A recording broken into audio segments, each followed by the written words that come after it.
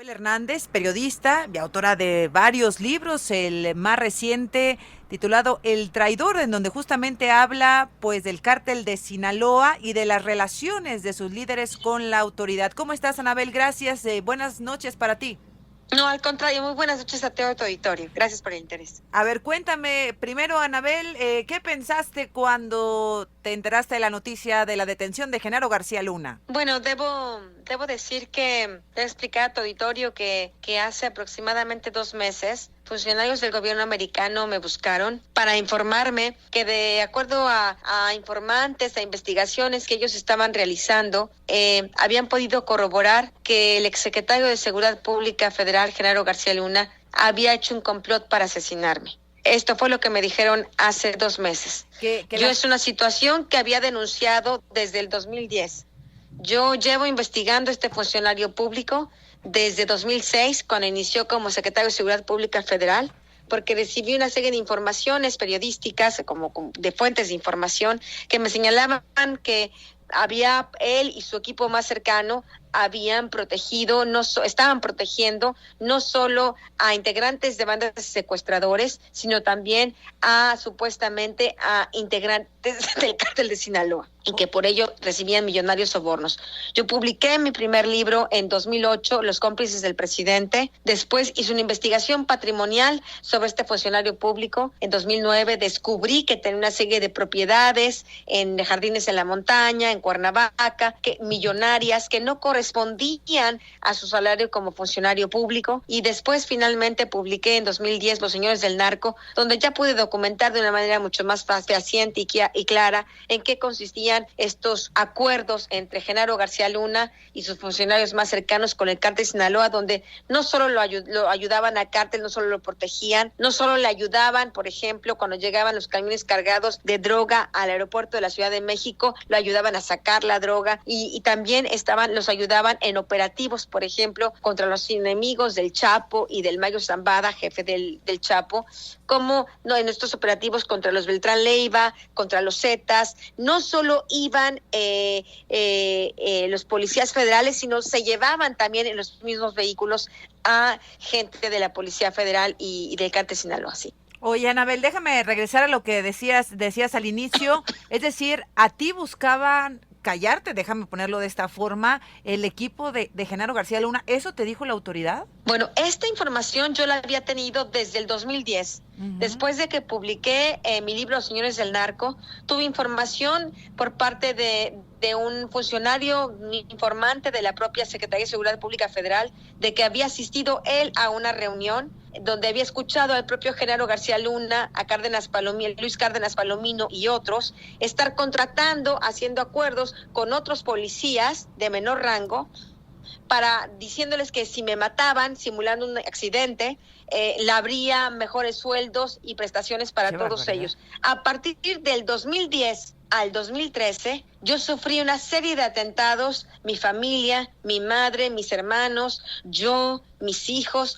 fuentes de información fueron asesinadas en represalias a esta investigación periodística. Así que cuando el gobierno de Estados Unidos llega y me dice esto, la verdad no era una sorpresa para mí, era una confirmación de una cosa que yo había escuchado, que había conocido, pero que además había sufrido en carne propia. Oye, Anabel, y cuando hoy, bueno, no sé si tú te enteraste hoy o ayer de la detención de Genaro García Luna, cuando te enteras de que está detenido justamente por colaborar con el cártel de Sinaloa, por recibir sobornos millonarios, ¿qué piensas? Bueno, pues realmente pienso que el periodismo de investigación es una herramienta muy útil en países como México y en otros países, por supuesto, pero en países como México particularmente, cuando no hay un Estado de Derecho, cuando las autoridades no pueden investigarse a sí mismas porque están coludidas de una u otra manera en el mismo problema. El periodismo de investigación es una herramienta útil para la ciudadanía para poder conocer estos temas de corrupción y poder al menos sacar sus propias conclusiones y al menos entender el contexto en el que se da la violencia en México. Yo siempre dije que esta violencia en México, sí, una parte es perpetrada por los carteles de la droga, pero una otra parte muy grande es perpetrada por el propio gobierno, partes del gobierno que trabajan para el cártel de Sinaloa. Por ejemplo, en este libro El Traidor, donde Vicentillo, donde tuve acceso a los diarios secretos del Vicentillo, él narra de una manera grotesca, en realidad hay que leerlo para entenderlo, el nivel de corrupción que había entre la Secretaría de Seguridad Pública y la Policía Federal cuando Genaro García Luna estaba como secretario de Seguridad Pública. Eran los empleados del cártel, eran los achichincles del cártel, pero además después se convirtieron en compradores del cártel. Es decir, la Policía Federal después le compraba droga al mismo Mayo Zambada y la propia Policía Federal, Secretaría de Seguridad Pública, la traficaba. Estamos hablando de ese nivel de contaminación. Por eso en este indictment, en esta acusación penal que se hace contra García Luna, no es solo por conspiración, no es solo por compartir información sensible con el cártel, sino por traficar droga. Por traficar. Oye, estoy hablando con Anabel Hernández, periodista.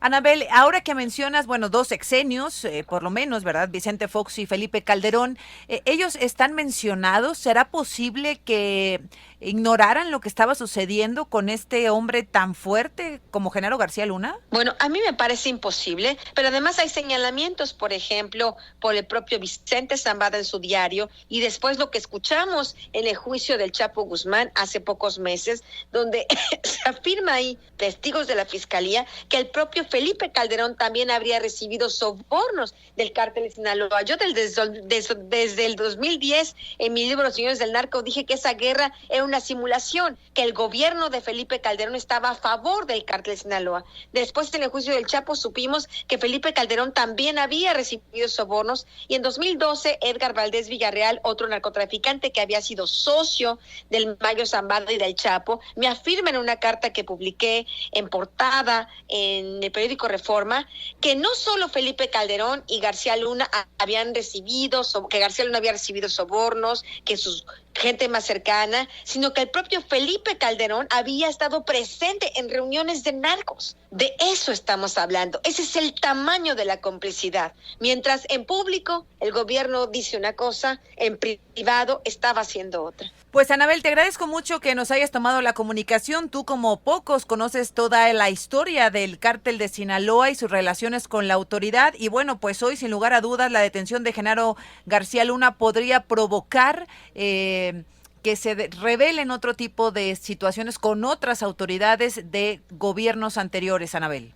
Gobiernos anteriores y gobiernos actuales. Porque ¿cuál es el problema? El problema es que aunque Genaro García Luna dejó de ser secretario de Seguridad Pública Federal en 2012, toda su estructura corrupta se quedó en la Policía Federal, la gran mayoría.